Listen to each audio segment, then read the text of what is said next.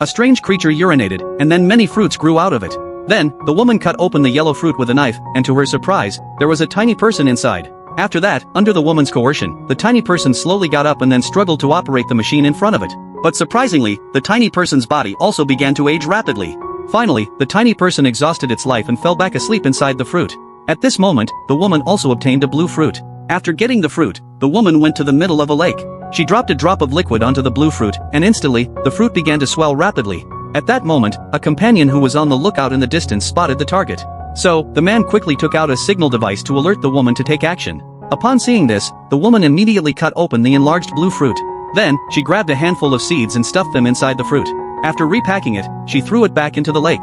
Unexpectedly, in an instant, countless flying fish surged out of the lake, and among them was a giant flying fish. The big fish beached on the land, and the woman hurriedly rowed her boat over. The man also quickly grabbed a flying insect, stuffed it into his bag, and flew over to the big fish. Then, the woman took out her knife, cut a hole in the big fish, and climbed inside. To her surprise, the inside was filled with organs that looked like machinery. After the woman skillfully operated the organs, the big fish vomited a pool of blue liquid. Then, the woman emerged from the fish, and the two of them used their tools to collect some of the blue liquid. Before long, they came to a strange little bird and fed it the liquid they had collected.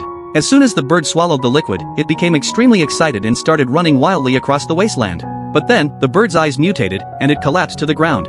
Immediately after, the bird's belly swelled up, and it let out an ear-shattering explosion. But then, a huge bat was attracted by the noise. The bat extended a long tongue from the sky and swallowed the bird whole.